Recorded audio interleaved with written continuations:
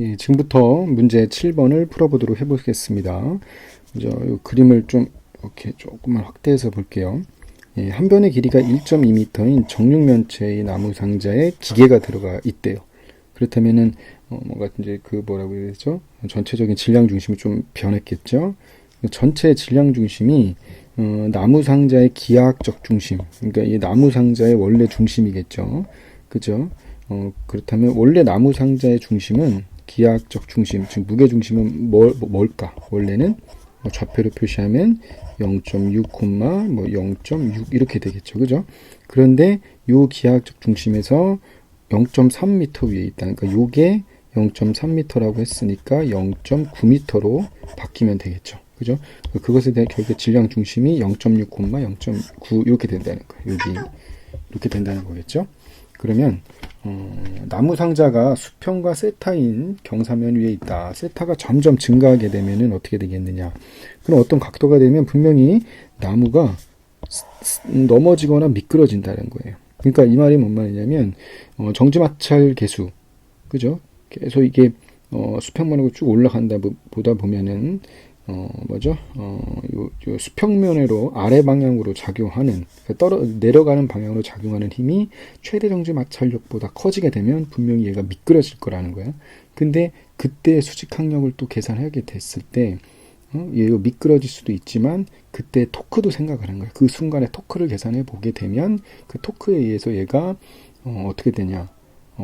반시계 방향으로 회전을 하느냐, 아니면 시계 방향으로 회전하느냐, 그걸 따져봐야겠죠. 그죠? 그래서 경사면과, 첫 번째 케이스예요. 경사면과 나무 상자의 정지 마찰 계수, 그러니까 최대 정지 마찰 계수가 0.3일 때 나무는 넘어지느냐, 아니면 미끄러지느냐, 그리고 이때 각도는 얼마이냐. 이게 첫 번째 질문이고요. 두 번째 질문은 최대 정지 마찰 계수가 0.70일 때도 마찬가지로 나무가 미끄러지는지 그냥, 아니면 얘가 회전해서 넘어지는지, 그리고 그때의 각도는 얼마인지라는 거예요. 그렇다면 여기서 이제 귀뜸이 힌트인데, 넘어지는 순간에 그 수직력, 작용하는 수직력은 어느 점에서 작용해? 이거는 되게 이제 중요한 거겠죠. 그죠? 그러면 한번 그림을 보게 되면, 결국에 얘가 넘어지는 시점, 회전하는 시점에서의 그 회전 중심은 바로 얘가 될 것이고, 여기에서 수직항력이 작용하겠죠. 그죠?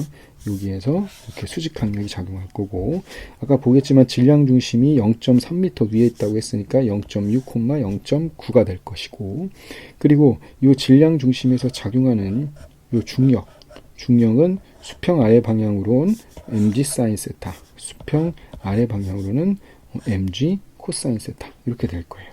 여기까지 됐죠? 그렇다면은 한번 봅시다. 먼저 첫 번째 케이스예요. 최대 정지 마찰 계수가 0.30인 경우를 보게 되면, 우리가 요 수평 아래 방향으로 작용하는 힘의 크기가 mg 사인 세타일 거야. 얘의 크기가 뭐보다 크거나 같을 경우, 최대 정지 마찰력보다 크거나 같은 그 순간에, 그러니까 얘가 같은 경우겠죠. 원래는 그 순간에 뭐가 됩니까? 얘가 미끄러지는 그 순간이겠죠. 그때 한번 세타를 구해보면, 탄젠트 세타가 0.3보다 크거나 같으면 얘는 미끄러지는 거야. 따라서 세타가 0.29 라디안, 다시 말하면 16.7도일 때 얘가 이제 미끄러지려고 할 거예요. 그때의 토크를 한번 보자는 거야. 그때 토크를 계산해 보면, 여기서 보면 알겠지만 여기서 작용하는 토크는 두 가지밖에 없어요.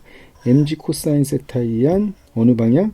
어느 방향의 토크죠? 그러니까 반시계 방향의 토크, 그리고 mg 사인 세타에 의한 시계 방향의 토크예요. 근데 요때 미끄러지려고 하는 그 순간에, 즉 mg 사인 세타가 최대 정지 마찰력보다 더 커지는 순간에 만약에 토크가 요쪽 방향이 더 크다면 얘는 그냥 미끄러질 거고, 그죠? 요쪽 방향, 반시계 방향의 토크가 크다면은 순간 어떻게 돼? 얘가 들린다는 거야. 들려서 얘는 넘어지겠죠. 무슨 말인지 알겠죠? 그렇다면 한번 봅시다. 여기서 세타가 즉 0.29 라디안, 다시 말하면 16.7도일 때 토크, 알짜 토크를 계산해 볼게요.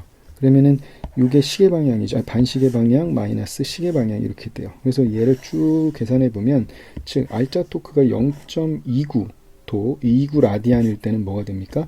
마이너스 0.3이라는 거예요. 이 말이면은 마이너스 0.3이니까 결국에 시계 방향으로 회전할 수밖에 없다는 거야. 근데 여기서 시계 방향으로는 회전할 수가 없어요.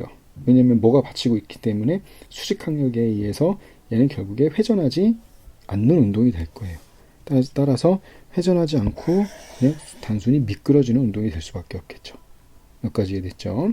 그렇다면 이제 두 번째 케이스예요. 마찬가지로 뮤S가 이번에는 최대 정지 마찰이 0.701 때, 요때 계산해 보면 뭐죠? 미끄러지는 그 순간에 세타를 구해보면 세타가 0.61 라디안, 즉 34.95도 이상이기만 하면 얘는 미끄러진다는 거야.